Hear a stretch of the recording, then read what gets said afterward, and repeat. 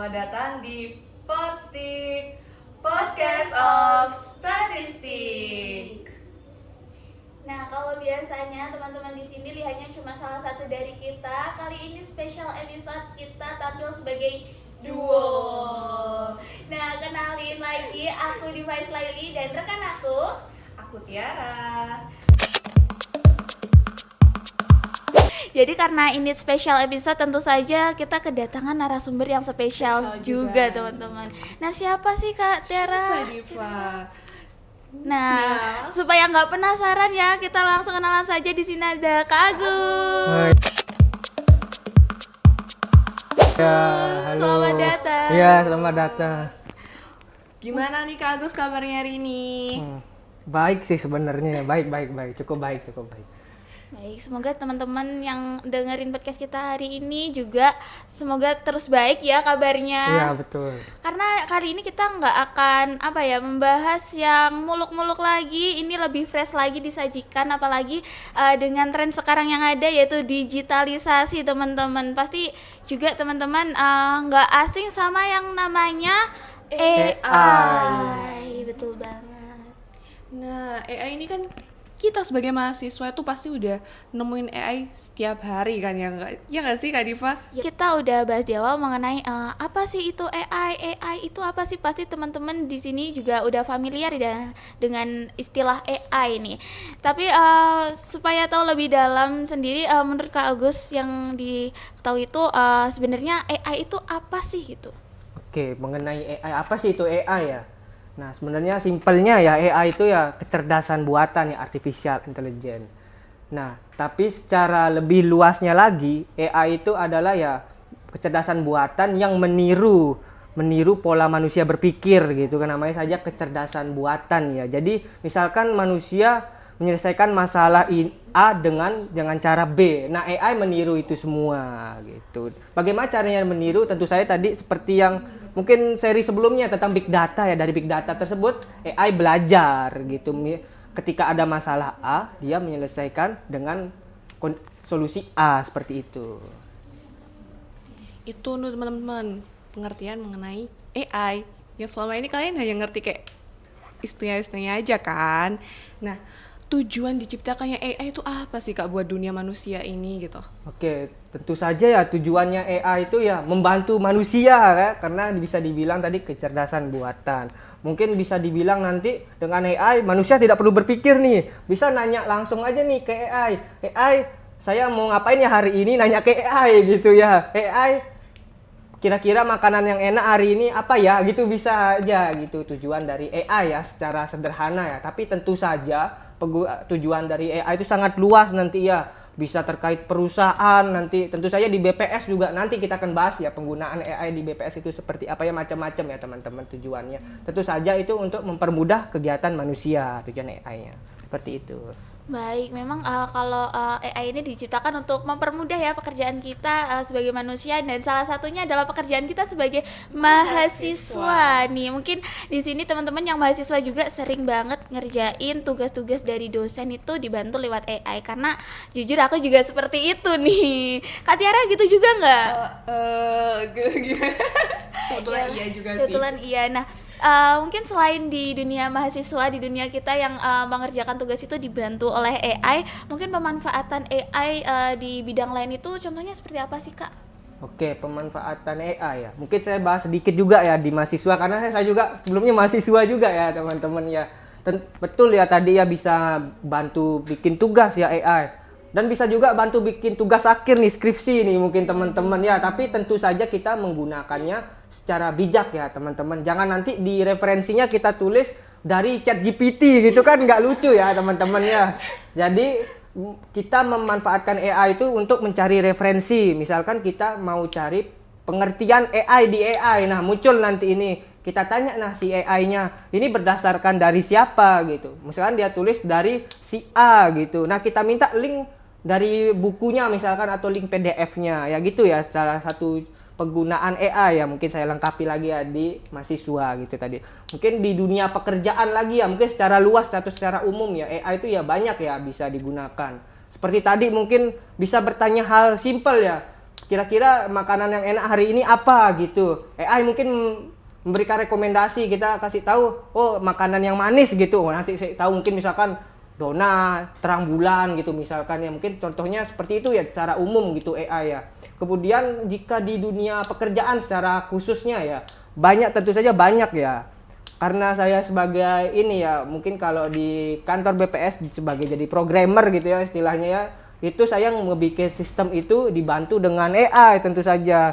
Selain saya sudah memiliki ilmunya dalam pembuatan sistem informasi, dan AI itu akan membantu saya untuk mempercepat pekerjaan saya ya, bukan menggantikan ya, perlu diingat ya teman-teman, itu untuk mempercepat pekerjaan saya. Contohnya dia bikin sistem informasi tadi, kemudian mungkin untuk merapikan tulisan misalnya ya.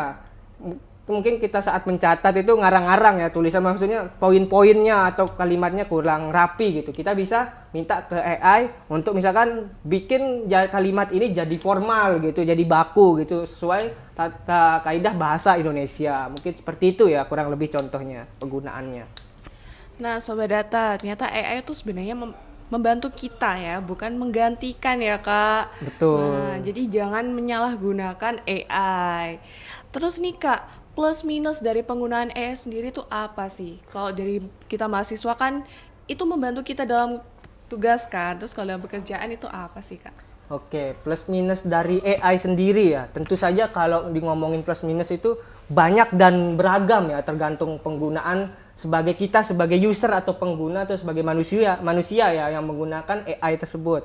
Tentu saja plusnya yaitu mempercepat pekerjaan ya. Karena kan menggunakan AI tadi saya bilang ya, saya biasanya ngoding manual gitu ya kalau bikin program, ngetik terus. Nah, dari AI itu bisa langsung memberikan rekomendasi. Mungkin kita udah berpikir tadi, kita mau ngetik ini, oh AI-nya langsung tahu nih. Memang secanggih itu ya AI ya, mengetik ini. Nah, itu mempercepat pekerjaan. Mungkin yang awalnya saya bisa ngerjainnya seminggu, bisa itu ngerjainnya dalam 1 hari, bahkan secepat itu gitu ya plusnya ya.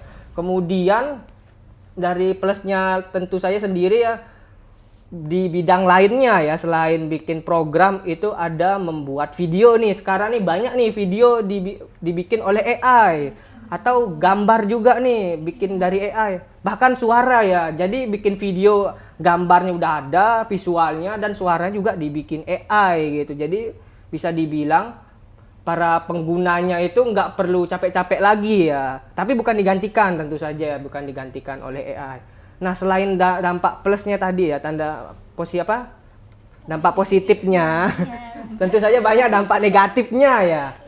Ya mungkin yang saya sebutkan, mungkin dampak negatifnya nih saat awal terbentuk nih AI. Saat dulu AI awal terbentuk ini banyak digunakan salah digunakan sebagai kejahatan nih dulu nih AI-nya. Dulu itu sempat ya AI itu digunakan untuk orang bertanya nih, bagaimana cara saya misalkan melukai orang gitu nih ditanya. Nah, itu masih bisa dijawab nih sama AI, tapi untuk saat ini udah tidak bisa. Sekarang AI sudah memfilter pertanyaan yang sifatnya negatif atau menyalahgunakan si AI tersebut. Dan tentu selain itu yang marak mungkin pada tahu teman-temannya penggunaan AI di Grok namanya ya kalau nggak salah, itu bisa mengedit foto orang gitu ya, jadi vulgar gitu kan. Tentu saja itu berbahaya ya, karena jadi AI-nya itu sempat diblokir di Indonesia gitu. Jadi dampak positif maupun negatif itu tentu saja dari penggunanya kita sendiri gitu, bagaimana cara memaksimalkannya. Kalau kita memaksimalkannya dengan positif, pasti hasilnya positif, tentu saja positif, seperti itu. Baik, jadi memang kalau untuk plus minusnya itu tergantung dengan pemanfaatan dari penggunanya sendiri ya, Kak. Iya, betul. Nah, kira-kira kan tadi kita sudah ngomong-ngomong soal pemanfaat dan plus minusnya penggunaan AI. Kalau dari Kak Agus tuh ada nggak sih rekomendasi pengguna kita pakai AI apa nih untuk sehari-hari gitu? Mungkin yang biasanya Kak Agus pakai gitu. Oke. Penggunaan aplikasinya AI-nya sendiri ya. Sebenarnya ini tentu saya disclaimer ya, saya nggak disponsori ya teman-temannya, saya hanya menyebutkan apa adanya, tapi kalau boleh ada yang mau sponsori nggak apa-apa ya, boleh. Nah, saya sebenarnya menggunakan banyak ya AI. Yang pertama itu ada Google Gemini. Pada tahu nggak Google Gemini? Tahu. Oke. Tahu nggak Google Gemini itu digratiskan untuk mahasiswa? Wah, Aku baru tahu aku nih. baru tahu. Nah, ini mungkin informasi ya bagi teman-teman. Tapi nggak tahu ya saat video ini tayang apakah masih berlaku ya. Nanti ketika kita mendaftarkan dengan email kampus, itu akan mendapatkan kurang lebih 18 bulan Gemini secara gratis gitu ya. Dan mendapatkan Google Drive 2 terabyte. Jadi lumayan nih untuk menyimpan data teman-teman misalkan tugas dan menggunakan Gemini AI-nya nih untuk mengerjakan tugas dan hal lainnya. Selain Gemini, saya juga pakai ChatGPT nih. ChatGPT tentu saja ya cikal bakal dari AI yang banyak booming itu awalnya dari ChatGPT nih teman-teman. Ya ChatGPT penggunaannya hampir sama ya. Saya menggunakan seperti Gemini juga ya, banyak hal yang umum gitu. Tapi ChatGPT ada beberapa model ya bahasanya itu untuk membuat codingan gitu ya, untuk membuat program. Ada kodeks ya namanya di ChatGPT. Selain itu untuk ilmiah ada Perplexity namanya itu ya teman-teman, itu bisa digunakan lebih ke hal yang ilmiah untuk mencari beberapa sumber misalkan jurnal, artikel atau lainnya gitu, dan bisa digunakan untuk membuat bahasa lebih baku gitu. Contohnya itu saya menggunakan Perplexity. Nah, mungkin kurang lebih ya 3 AI itu ya tools yang biasa yang saya gunakan seperti itu. Baik, itu tadi dari Kak Agus ada 3 rekomendasi AI. Kalau teman-teman mau menggunakan memang harus ditentukan dengan kebutuhan kita lagi ya, Kak. Tentu saja. Baik, mungkin ini Kak, kalau dari BPS sendiri itu penggunaan AI itu masih sangat-sangat diterapkan atau memang hanya beberapa bagian dari pekerjaan di BPS sendiri yang menggunakan AI itu sendiri? Oke, kalau pekerjaan AI di BPS ya, kalau dari segi pegawai ya sebagai pengguna tentu saja ya kehidupan sehari-hari kita menggunakan AI ya. Tapi kalau dalam lingkup penerapan di instansinya itu sendiri, saat ini sudah ada beberapa ya penggunaannya. Ada yang namanya Gen AI ya. Itu Gen AI ini digunakan nanti untuk mendukung sensus ekonomi 2026 teman-teman. Jadi GNAI itu nanti kita bisa bertanya misalkan mengenai suatu usaha, dia akan memberikan informasi ini mengenai kode klasifikasi dari usaha tersebut gitu dari GNAI itu sendiri. Kemudian penerapan khususnya di Jawa Timur ya, ada namanya Halo PST, mungkin tadi sudah pernah dibahas ya Halo PST itu apa. Nah, Halo PST itu juga menggunakan AI. AI-nya namanya itu Ning Aida ya, Ning Aida. Jadi nanti misalkan kan yang Halo PST-nya itu kan kalau ingin konsultasi langsung dengan narasumbernya kan hanya di jam kerja saja ya. Nah, jika kita konsultasi dengan Ning Aida yang berbasis AI itu bisa 24 jam nih. Jadi kita bisa bertanya tentang data statistik dan dia juga bisa langsung menjawab gitu dengan sumbernya tentu saja dari BPS ya, kredibel gitu. Dan selain itu ya ada beberapa juga ya project yang sedang saya kerjakan untuk aplikasi internal, itu juga saya sudah tambahkan AI gitu, karena sekarang kan aplikasi apa-apa judulnya ada AI ya, AI dan AI. Mungkin pusing ya mungkin kita lihat AI perkembangan saat ini ya, perkembangan AI saat ini. Seperti itu mungkin. Nah, Sobat Data, ternyata AI itu di dunia pekerjaan khususnya BPS itu ada nih, ada yang namanya tadi Ning Aida ya Kak. Iya, betul. Jadi kalau kalian mau mencari data konsultasi 24 jam itu bisa kalian stalk di Ning Aida Halo PST-nya BPS. Nah, itu tadi teman-teman pemanfaatan AI di bidang pekerjaan, terutama di BPS tadi ada Ning Aida ya, betul. Nah, mungkin selain di bidang pekerjaan nih teman-teman di sini yang lagi nonton podcast kita, lagi gunain AI itu buat apa sih? Biasanya mungkin bisa komen-komen di bawah ya, atau mungkin mau tanya-tanya mengenai cara penggunaan Ning Aida atau mungkin lebih dalam soal penggunaan AI di BPS. Boleh banget drop komen kalian, pertanyaan kalian di komen kita bakal bahas di next section seperti itu.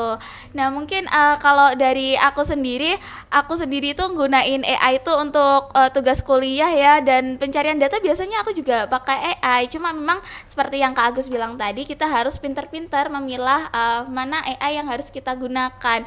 Nah, kalau dari Kak Tiara sendiri AI-nya biasanya digunakan untuk apa aja, Kak?